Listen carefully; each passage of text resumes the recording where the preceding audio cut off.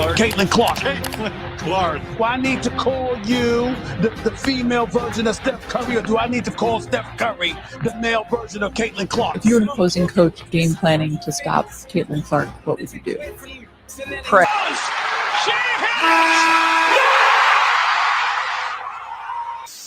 Caitlin Clarke has become the face of women's basketball in the past few years. There's been a whole big talk over Caitlin Clarke lately. And today I wanted to come in and react to a video, or I should say find out who she is, because all this talk that people are talking about her, is she any good? Do we even know that? We don't even know. Does people even know what her college career was? Does she even stack up to the best of the best? Because the WNBA started in 1997, I think. They're about 28 years old. So in 28 years, there should be a lot of superstar women that's been in the league. And that's, 28 years. Wanted to double check the stats on that. So the WNBA has been around for 28 years, and there's been a lot of athletes, black, white, and in between. So to me, this is not a race thing, because some people say that, oh, Caitlin Clarke was picked because she is the new white girl, or there's been Rosati, there's been Lobo, there's been many other white athletes that came along that was really good, but nothing happened. There were other black athletes. They're in there now. That's very good, but still nothing. Now, what we're here today is to see how she really is, how good she really is, and does she deserve the praise and accolades she gets? So let's check it out. So this is a breakdown of what her college career was going into the pros. Women's basketball, a never-before-seen attention. And the craziest part is, she's not even in the pros yet. Caitlin Clarke has the entire basketball world talking about her. So it's only fair to give our 2 cents and talk about how good Caitlin Clarke really is. We'll dive into how Caitlin Clarke became the megastar she is today, how incredible her run has been at Iowa, and how we think she'll develop at the next level of her basketball career. Let's talk about it. Caitlin Clarke grew up in the state of Iowa and first picked up a basketball at 5 years old. She was so advanced for her age that she was playing in boys' rec leagues growing up. She was a multi-sport athlete as well, playing softball, volleyball, soccer, tennis, and golf along with basketball. But once she made it to high school, she made basketball her primary sport and never looked back. She played 4 years of high school basketball and absolutely dominated. She was so incredible that we'd be here for hours talking about every single accomplishment she had. So let's hit on some of the featured moments from her high school basketball career. In her junior year, she had a 60-point game, which was the second highest scoring total in Iowa women's basketball history. Damn. She even led the entire state of Iowa in scoring as a junior, averaging 32.6 points per game. Her senior year was much of the same dominance, as she led the state in points again at 33.4 points per game. Damn. She also averaged 8 rebounds, 4 assists, and 2.7 steals in her senior season. She is lighting it up. She finished her career with the 4th most points and 6th most three-pointers made in Iowa women's basketball history. And it was clear that she had the chance to become a star at the college level. She was ranked the 4th best player in her class by ESPN and initially committed to Notre Dame, but would eventually stay home and attend her hometown school, the University of Iowa. So we knew how much of a star Caitlin was in high school, but still had more to prove. Going into college, she was still a hometown girl from Iowa who didn't gain much media attention at this point. But even as early as freshman year, she knew she could make a name for herself. She entered her freshman year at Iowa as the team's starting point guard, and in just her first college game ever, she gave us a glimpse into the superstar she would become. In her debut, she had 27 points, 8 rebounds, and 4 assists in a 96-81 win. The rest of her freshman year was much of the same, as she finished her freshman. Damn, that's her first game and she balling like that.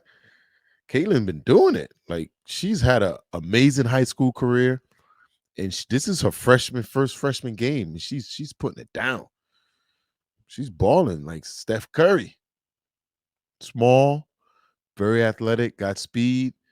She could shoot from anywhere on the court like a missile. Year averaging 26.6 points, 7.1 assists, and 5.9 rebounds per game.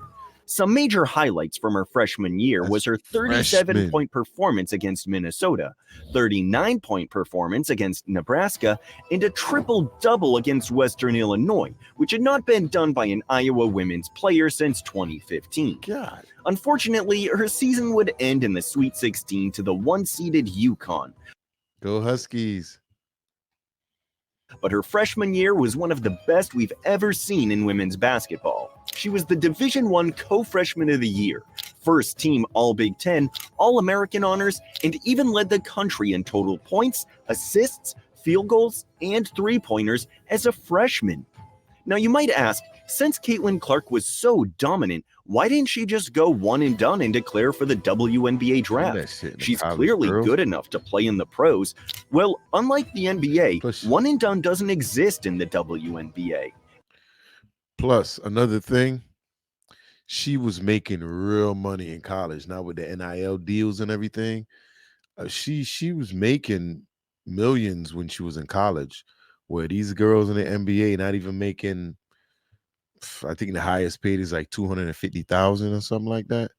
So she was making millions, and she had NIL deals. So she was making bread. In women's college basketball, players must turn 22 years old the year they opt into the draft. Age restriction. Athletes also need to be 4 years removed from high school if they want to enter the draft.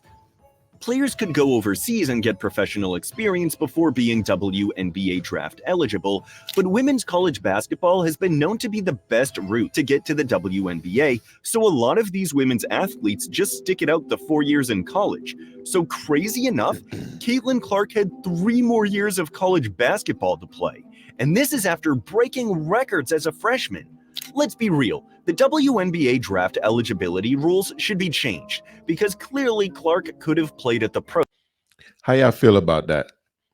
Do y'all feel it's time for women's basketball to change the rules on, like the NBA? They have one on, you can go on the NBA for straight out of high school, you get one and done, two and done, whatever. How do y'all feel about that? Do you think they should change that for women's basketball? Well, I think that's something the WNBA have to do, right? Not the NCAA. Let me know down in the comments. Pros at this point. But since the eligibility rules are what they are, we knew that we can all just sit back, relax, and watch a historic college career from Caitlin Clarke. Her sophomore year consisted of much of the same dominance as her freshman year, and she was slowly becoming more and more of a household name. And she didn't just continue to dominate, she continued. Hey, I'm in Connecticut, so I've seen a lot of dominant women's basketball. UConn, Duke, not Duke, Tennessee, back in the day. Even now, UConn, I think Oriema have like 11 championships. So I've seen a lot of these girls. So if she's better than these girls from UConn, stats and stuff wise, there's no doubt that she deserves all the accolades. So let's see where this goes, how far it goes. To break records. Her 44 points on January 2nd, 2022 was the most by any woman in a single game at Carver Hawkeye Arena. And her stat lines were getting so insane that she was breaking men's records too. She became the first Division I player, regardless of gender, to have a 30-point triple-double in back-to-back games. What? That is extremely tough. A man haven't even done it in the NCAA. She's done it twice. God, wow. And although she had multiple 40-point games in her sophomore year, the one that stands out the most was her 46-point outing against Michigan, which was absolutely jaw-dropping, as 25 of those points came in the fourth quarter alone. She won the Big Ten tournament in her sophomore year, which included a 41-point and 9-rebound game in the conference semifinal. And although her season ended in a shocking round of 32 loss to Creighton, she finished her sophomore year averaging 27 points, 8 rebounds, and 8 assists, and took home the Big Ten Player of the Year along with All-American honors. Caitlin Clarke's junior year is when she really put her name up. Caitlin's junior season was nothing short of historic, see where she as she shot didn't that just from? put up insane stat lines, but God. continued to break Damn, did y'all see how far she shot that from? That was like Steph Curry, like just half court, just pull up. Like she can shoot. She can shoot. Like, man, she's lighting them up. various records.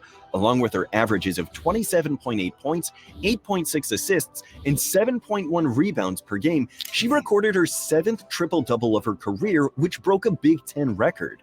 She also became the fastest player to reach 2,000 career points since the year 2000.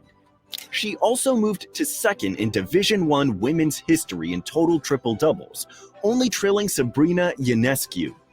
In the Elite Eight of March Madness, she had a 40 triple-double, which was the first 40-point triple-double in March Madness history in either the men or women's tournament.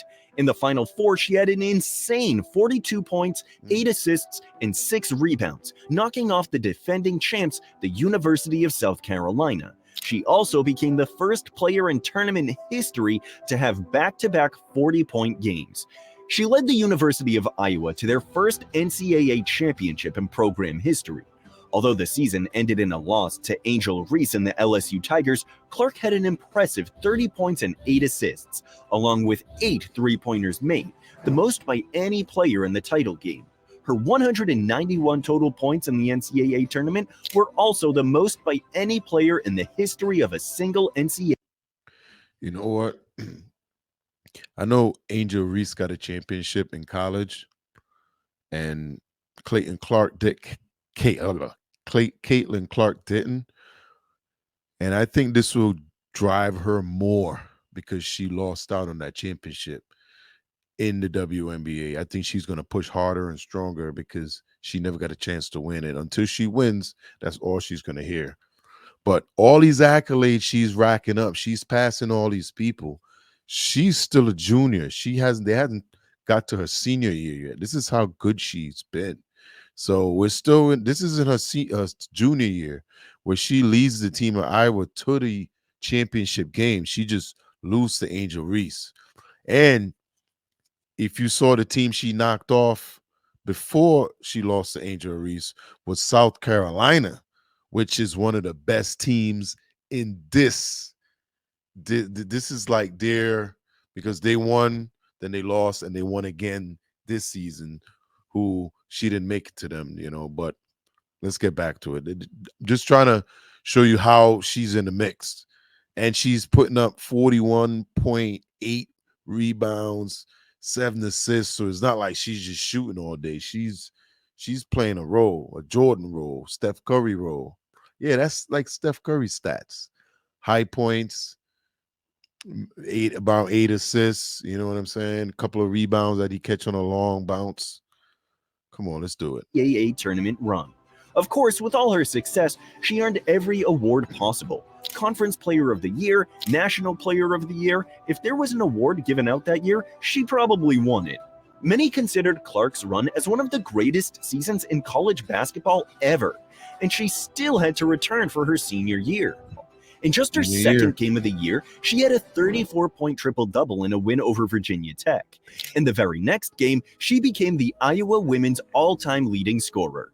Then just 1 week later, she surpassed Kelsey Plum for the most 30-point games in women's Division I history. Her season has been filled with record-breaking performances and sheer dominance. She's averaged 31.8 points, 8.8 assists, and 7.3 rebounds this season. But among all of the historic performances and record-breaking stats, you know what's amazing? Her college stats in her senior season look exactly the way they did coming out of high school. Her high school senior year was about, I think, 32 points per game. And in college, she's up to 31. So just imagine a year or two into the WNBA, she'll be averaging 30, 31 points a game. Not saying I'm a prophet or I'm Cat Williams or anything, but I'm just saying this is the way her career has been projecting. Lines, there are two records in particular that put her in GOAT talk. The What? first record she broke was held Who's by that? none other than the greatest three-point shooter of all time, Steph Curry. The record she took from Steph was the most three-pointers made by any player in Division I over a single season, I'm which she telling broke you, in her just see her conference just tournament pull up from quarterfinal anywhere. way before March Madness even started. The second record she broke was not just the all-time women's scoring record. Who's that? She broke that easily on February 15th, but the Division I all-time scoring record regardless of gender, which was held by Pete Maravich. She broke that record on March 3rd off a third date. There's no denying how good Caitlin Clarke has been over the course of her college career. But with all the accomplishments and records she's broken, there is still one major thing she is missing: a championship. Caitlin Clarke, off sheer eye test It's just alone, gonna might be haunt the her but ass. adding a championship could help boost her resume to having the greatest college career of all time as well. That the Indiana Fever will select her with the first overall pick in the WNBA draft. But let's actually break down her game and understand why she is this good and how she'll project as a WNBA talent. Her 6-foot stature is big for a point guard in the WNBA, as the average height for a point guard in the WNBA is only 5'9". She has a great handle, a quick first step, and attacks the rim with force and speed, and can finish all types of ways. And when the defense collapses to contest her drive, she can pass among the best of She them. balling. Her passing ability often gets overlooked from her incredible shot-making ability. But she's an elite passer as well. Her size helps her rebound efficiently, and her lateral speed and size allows her to defend almost anyone on the court. Truthfully, she is the perfect prospect for a guard in the women's game, and her offensive skill set is the female hybrid of Magic and Steph in the women's game, and is a talent that has never been seen before in women's basketball. Caitlin Clarke is arguably the greatest women's college basketball player of all time, and her influence on women's basketball has been compared to Steph Curry's influence on the men's game. Caitlin Clarke has shined a new light on the capabilities of women on the basketball court, and she is changing the culture of women's basketball. There's living proof in that statement, too, because she is putting a record number of fans in the seats. The 2023 National Championship between Iowa and LSU was the most watched women's basketball championship in history, and the game in which Clarke surpassed Pete Maravich for the most points in Division I history was the most watched women's regular season basketball game in 25 years. Caitlin Clarke is generational and has changed women's basketball in a way that has never been seen before. The crazy thing about Clarke is that people are already putting her in the women's basketball GOAT conversations before even making the pros. But it doesn't even seem to even matter, because Clarke is flashing a shot-making ability that has never been seen in women's basketball before. But let's get your thoughts. Hoop journey. So there it is. Caitlin Clarke.